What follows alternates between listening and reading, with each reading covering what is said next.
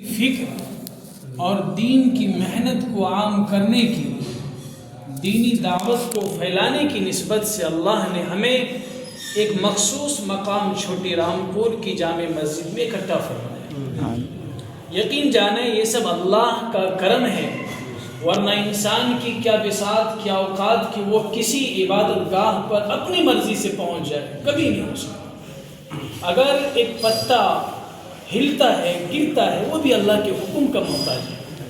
ہم سب بزرگوں اس نیت سے آئے ہیں کہ جہاں جا رہے ہیں اللہ ہماری نیت یہ ہے کہ جو باتیں ہوں اپنی زندگی کے اندر بھی ان باتوں کو لائیں گے، سب سے پہلے اپنی اصلاح بھی کریں گے اور اپنے گھروں کے اندر بھی دینی ماحول پیدا کریں گے، اور وہاں سے نکلنے کے بعد جو اللہ کا پیام ہے، رسول اللہ کا جو پیغام ہے، ان کو پورے عالم میں لے کر پھریں گے۔ اس نیت سے اگر ہم سب یہاں تھوڑی دیر بیٹھیں گے، امید ہے کہ ہماری نجات کے لیے یہ کافی ہوگا۔ بزرگان دین، خوش قسمت ہیں وہ لوگ جنہیں اللہ نے آخری نبی کی امت میں پیدا فرمایا، جنہیں اللہ نے آخری نبی کی آخری امت بنایا ہے۔ میں آپ سے یہ بھی کہہ دوں، یہاں کوئی عام تقریب کی گنجائش نہیں ہے۔ جس نسبت سے ہم اور آپ یہاں بیٹھے ہیں یہ نبیوں والا سلسلہ ہے۔ کن کا ہے بھائی؟ کسی عالم نے اس کو ایجاد نہیں کیا، کسی مبلغ اور داعی نے اس کو ایجاد نہیں کیا ہے، بلکہ یہ سلسلہ 1,24,000 تقریباً انبیاء کرام سے چلا ہے اور چلتا رہے گا جب تک کہ چاند سورج رہیں گے انشاءاللہ۔ یعنی دین کی دعوت کا سلسلہ ایک لفظ عربی ہے، یا ایھا الناس قولوا لا الہ الا اللہ تفلحون۔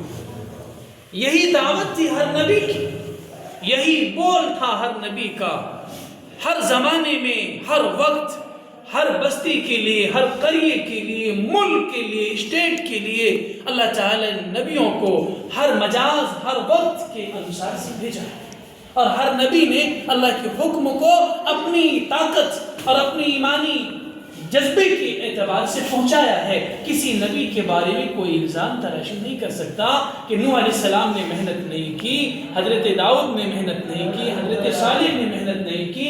تقریباً آپ اگر تاریخ کو الٹائیے گا تو ہر نبی کی ایک فیلڈ ہے جس میں وہ سکسیسفل رہے، کامیاب۔ بزرگان دین، میں اس لیے کہہ رہا ہوں خوش قسمت ہیں ہم اور آپ کہ اللہ تعالیٰ نے ہم سے اور آپ سے محبت کیا۔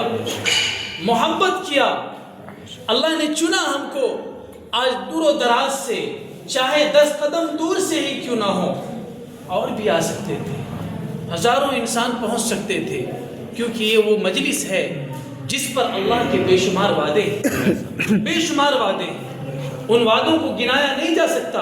اتنا تو ضرور ہے کہ اللہ یہاں آنے والے اگر وہ سمندر کے جھاگ کے برابر بھی گناہ کا بوجھ لے کر آئے گا تو یہاں سے انشاءاللہ وہ پاک صاف ہو کر جائے گا۔ اتنا تو ہمارے آپ پہ یقین ہے۔ یہ جنت کے باغ ہیں، یہ جنت کے باغ ہیں۔ ہر وہ مجلس، ہر وہ محفل، ہر وہ پروگرام، ہر وہ نشست، ہر وہ بیٹھک جہاں تھوڑی دیر ہی صحیح اللہ کے رسول کی باتیں ہوں، وہ جنت کا باغ ہے۔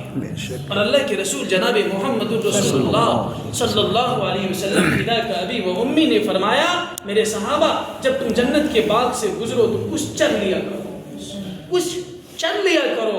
جیسے جانور چراگاہ میں گزرتے ہیں تو کچھ چلتے ہیں نا۔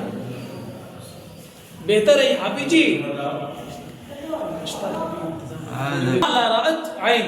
کسی آنکھ نے آج تک جنت کو دیکھا نہیں، کسی کان نے جنت کی آہٹ سنی نہیں ہے دنیا کے اندر، پھر جنت کے باغ کیسے، کہاں سے؟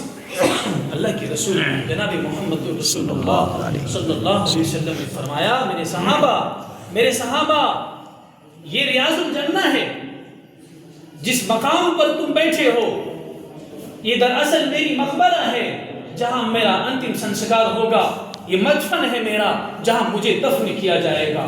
لیکن یہ جنت کا ٹکڑا ضرور ہے، وہ بھی ٹکڑا ہے جنت کا جہاں میرے اور میرے اللہ کی پوتر باتیں کی جائیں۔ اللہ کا پیغام سنائی جائے، وہ بھی جنت کا ایک ٹکڑا ہے، جنت کا ایک ٹکڑا ہے، جنت کا باغ ہے، وہاں سے محروم مت جانا، کچھ مانگ لینا اللہ سے۔ چلنے کا مطلب کیا ہوتا ہے؟ وہاں چارے تھوڑی لینا ہے، پیسے تھوڑی لوٹنا ہے، خزانے تھوڑی ہمیں دبوچنے ہیں، وہاں اللہ کی نعمت یہ ہے کہ جو مانگو ادعونی استجب لکم، میرے بندے دروازے کھلے پڑے ہیں، ساتواں آسمان کی دہلیز پر میں کھڑا ہوں، تم جو مانگو تیرا سوال میں پورا کرنے کے لیے تیار ہوں۔ تو بزرگان دین، ہمارا یہاں اور آپ کا آنا دراصل اللہ کی محبت ہے، ہم سب پہنچے ہیں۔ یہ محبت کئی طرح سے ہے، ایک ایمان کی محبت، اگر مسلمان نہ ہوتے تو ہم مسجد میں کیوں آتے؟ ایمان کا بول کی محنت کا آدیش نہ ہوتا اللہ کے رسول کی طرف سے، ہم کیوں آتے ہیں؟ یہ دعوت کی محنت ہے۔ بانی تبلیغ حضرت مولانا الیاس رحمت اللہ علیہ کی تمام تر زندگیوں کی قربانیاں کو یہ ثمرہ ہے، یہ ٹری ہے، وہ پیڑ ہے جس کے پھل کو ہم توڑ توڑ کر آج کھا رہے ہیں۔ ہمارا اور آپ کا کیا کمال ہے؟ کیا کمال ہے ہمارا اور آپ کا؟ کچھ نہیں ہے۔ میں سمجھتا ہوں کہ آج کے دور کا اگر کوئی آدمی یہ کہہ دے کہ سب سے بڑی قربانی میں دے رہا ہوں اس لیے کہ میں اپنا وقت لگا رہا ہوں، حضرت مولانا الیاس رحمت اللہ علیہ خود فرماتے ہیں کہ بزرگوں، دعوت دینے والے چاہے چلہ لگا لے، چاہے 4 مہینہ لگا لے، اپنی عمریں گوا دے، جب تک ان کی نگاہیں، جب تک اس کی نظر اللہ کی قدرت پر جمی نہیں رہے گی، اس وقت تک اللہ کی مدد نہیں اتر سکتی۔ مولانا الیاس رحمت اللہ علیہ فرماتے ہیں جب تک دائی کی نظر، دائی ہر آدمی دائی ہے، اس امت کا ہر آدمی دائی ہے، انگوٹھا چھاپ ہے وہ بھی دائی ہے۔ السلام علیکم۔ اس دعوت کو عالم کے لیے خاص نہیں کیا گیا، اس دعوت کو کسی مرکز، مسجد، مدرسے کے لیے خاص نہیں کیا گیا، اس امت کا ہر فرد جس نے قولوا لا الہ الا اللہ کلمہ پڑھا ہے، ہر ایک کی ذمہ داری ہے کہ وہ دائی بن کر رہے، اور دائی دعوت دیتے دیتے اس کی زندگی کٹے۔ آپ کو میں اللہ کے رسول صلی اللہ علیہ وسلم کی زبانی حدیث قدسی پڑھتا ہوں میں، آپ غور کیجئے گا، ہم اور آپ یہاں اچانک جو پہنچ گئے اس کڑاکے کی ٹھنڈ کے اندر، بزرگ پہنچے ہیں، بیمار پہنچے ہیں، دوائیاں کھانے والے وہ سب پہنچ رہے ہیں، مقصد کیا ہے؟ فرمایا، اللہ تعالیٰ ارشاد فرماتا ہے ان اللہ یعطی الدنیا لمن یحب، اللہ اسے بھی دنیا دیتا ہے، مال دیتا ہے، خزانہ دیتا ہے،